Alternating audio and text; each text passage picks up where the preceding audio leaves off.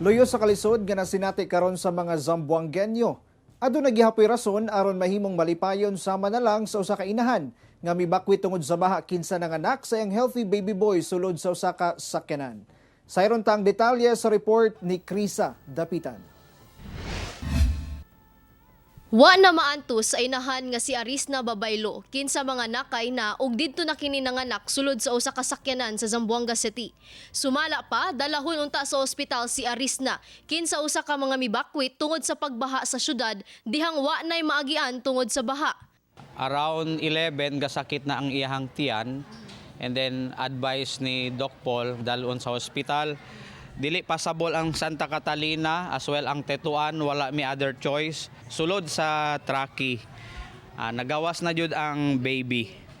Nahimugso ang healthy baby boy ni Arisna kinsa usa sa mga mibakwit sa Tubungan Alliance Church. Luwas na ang kahimtang sa mag-inahan.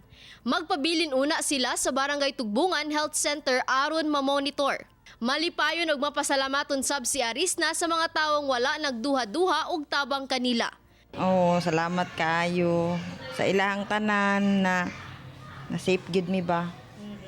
Kauban si Alta Rosales sa kamera. Ako si Krisa Dapitan para sa One Mindanao.